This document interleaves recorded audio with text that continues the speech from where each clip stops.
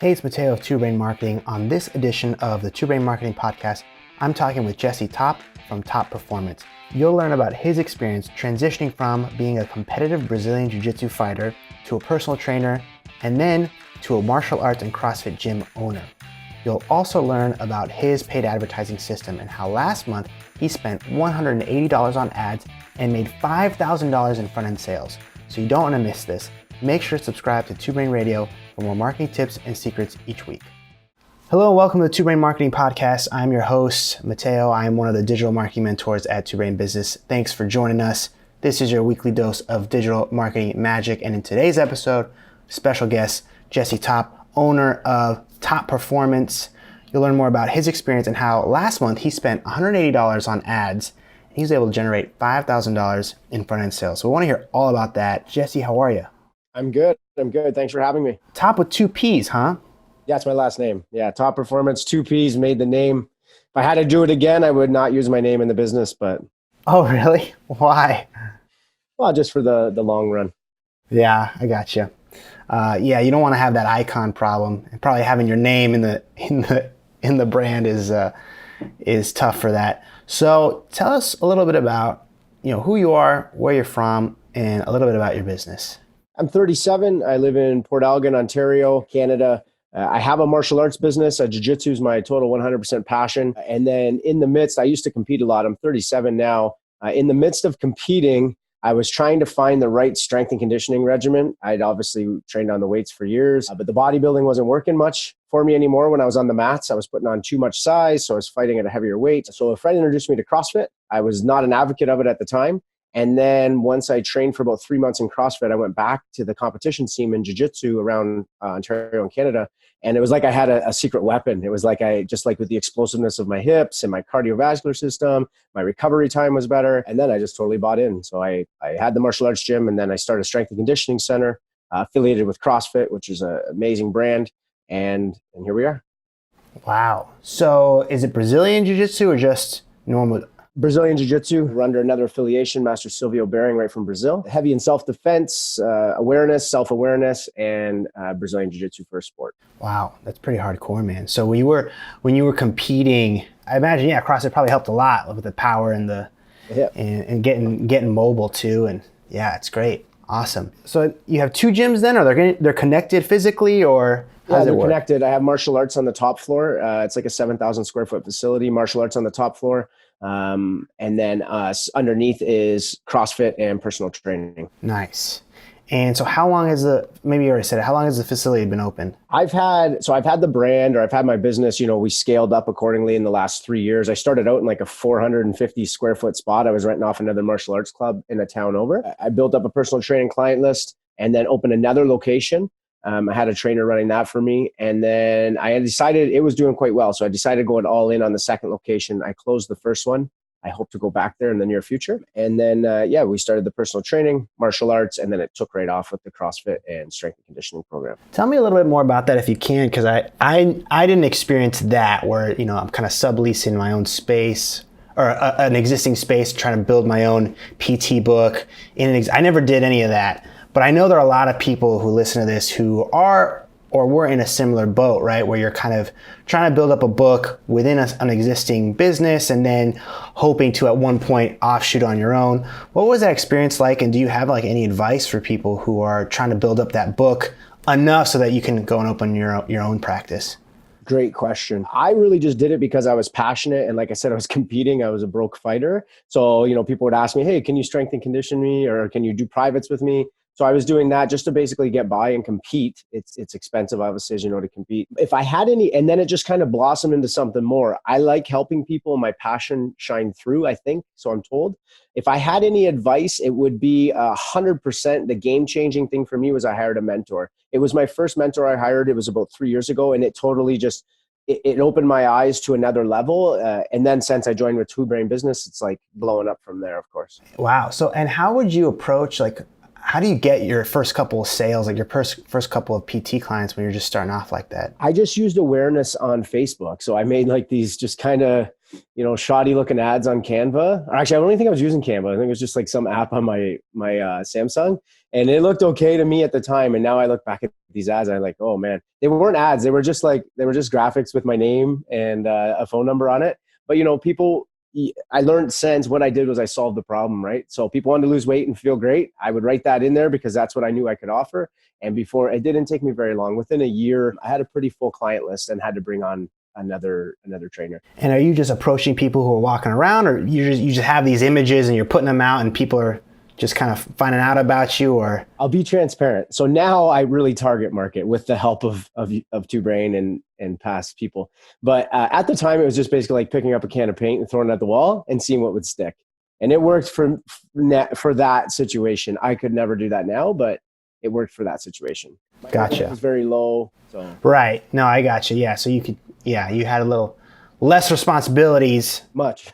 And so you could kind of hustle a little bit more and just kind of ride off I got you. I totally got you. All right. Awesome. One other piece of advice for a trainer starting out, it would be sales. So I know for me, like as a personal trainer, it's like I help people, I teach them how to defend themselves. I didn't know how to sell. I read a few sales books, Sales First. And that was a game changer to realize like sales, if you look at it the right way, you're helping people. You're not being like that used car salesman, for lack of better term. Well, I mean, you have no choice too at that point, right? You've got no one. If you're trying to build up a book of private clients, you have to be able to sell. And I think you're totally right. Like you just approach it with you're helping first. That's it. You're painting that picture, you're helping first, and that's all it is.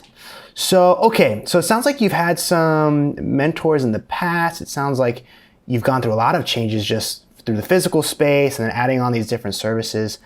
What was life kind of like pre-Two Brain for you?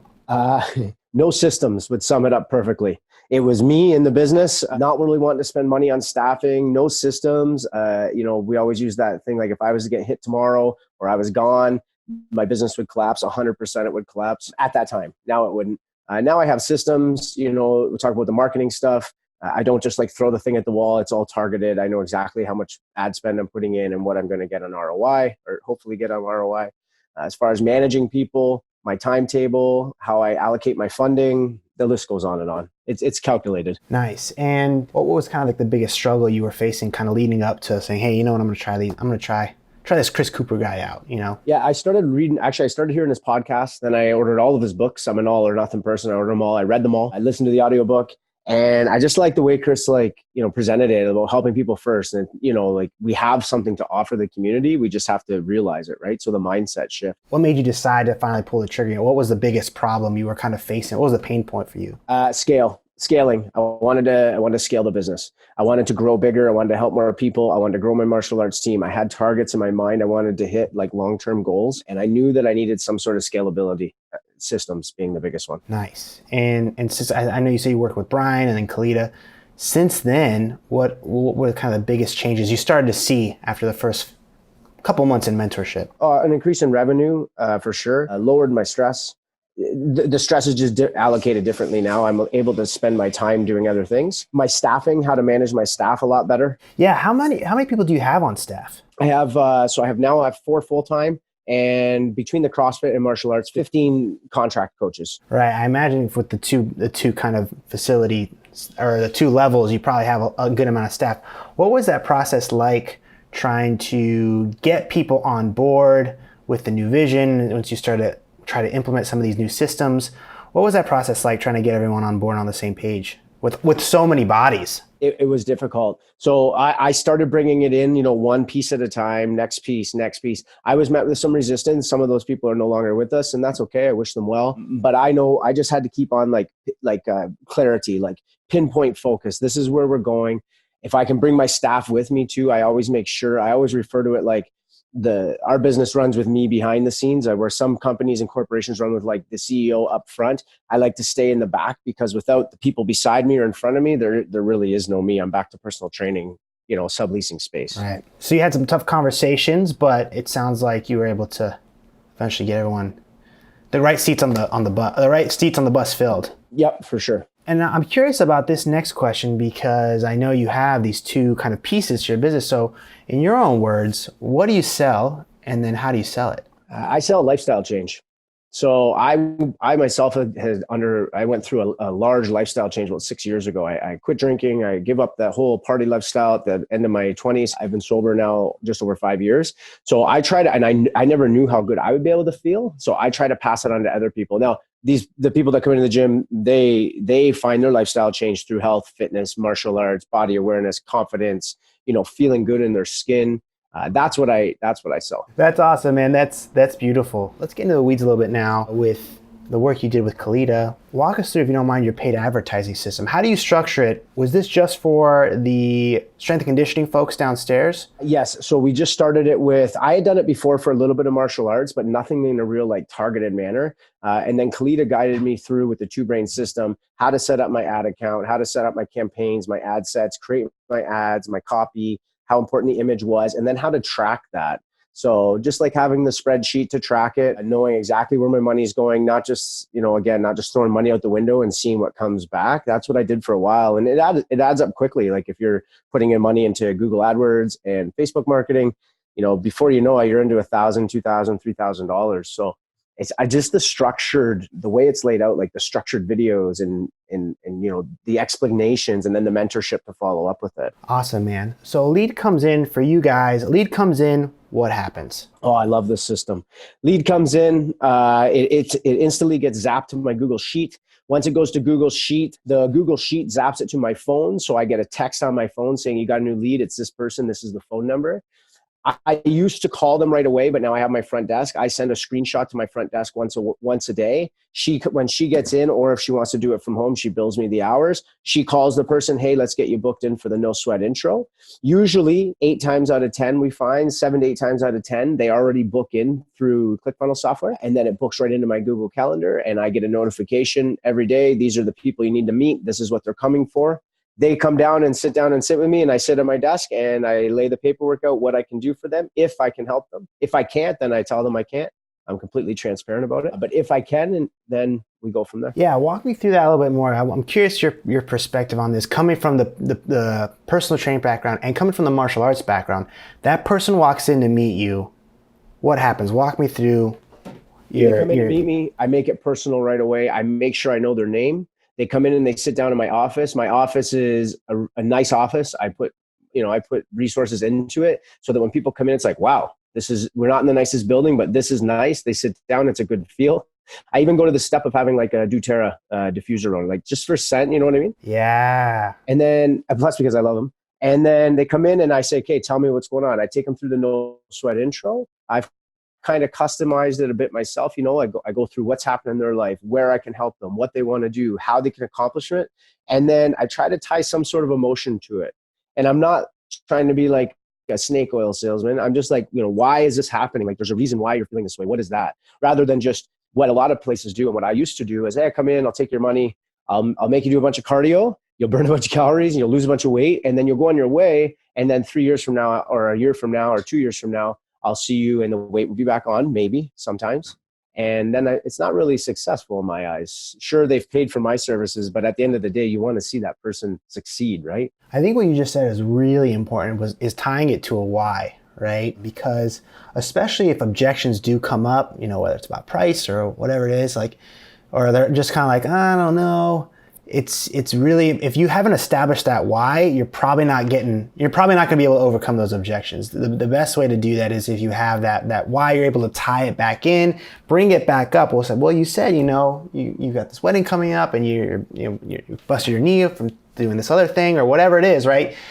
If you tie it back to the why, I think that's super, super important for closing the sale, for sure. 100%. So it sounds like business is growing. It sounds like you've got staff on board. I mean, $180 on ads, $5,000 in sales. That's pretty awesome. What do you think has been, you kind of highlighted this earlier already, but what do you think has been the key to your growth and your success so far? 100%. Like there's a lot of key if you want to know the truth. I get up. Yeah, a lot of keys. I want to know all of them. I get up at 4 a.m. every day. I always try to work the hardest. I make sure I give one of the hardest things I find is giving myself rest and recovery. I do it for training, but I won't do it in business. I'll sit at my desk for hours on end. Now I'm really starting to and my wife is good at noticing this. Like, hey, we need to take a break. Let's sit back. let's reassess this, shut our phones off, unplug. That has really put me into another stage. And then I mentioned it before, mentorship. It's like I've grown this business, or my whole team and I have grown this business very rapidly. And a lot of businesses implode when they grow that rapidly, unless they have the foundation that they need. So how do I get the foundation? One, I either spend a lot of money, make a lot of mistakes, and it takes me a long time. Or two, I spend a bit of money in the front end, hire myself a mentor who's done it in the past. They tell me what to do and how to do it correctly. I make the money back in a week with this one. And, and then I have those systems and that foundation laid out for years to come. So that would be my advice. Take time for yourself, hire yourself a mentor, and just go for it. I haven't heard that one on before, and I think that's awesome. That's an awesome insight. If you're serious about your training, you're also serious about your recovery, right? And the same should be applied to your business. Maybe I need to go unplug now. I don't know, but you make a great point, and I think especially if you're coming up against some kind of challenge or a hurdle, and you're like not able to, break some kind of plateau. Yeah, take a step back, take a break from it all, and allow your brain to kind of breathe and come back a little bit with refreshed eyes. I think that's really, really important insight. And then getting a mentor, you would probably know better than I. Being a top athlete, you need a coach, right? If you want to get to that level. And the same with a business, you need a coach for that too, if you really want to succeed, I think. Well, dude, it's been a pleasure having you on. Really enjoyed this chat. If people want to talk to you, or if they want to chat with you, or if they want to come grapple with you, where can they find you? They can find me on Facebook's my biggest communicator. So Jesse Topp on Facebook. You'll see I'm there with my arms crossed with my logo on, or Instagram, Topp Performance, or Topp Performance Martial Arts Academy on Facebook as well. Awesome, man. Thanks for hopping on. Thank you so much for having me.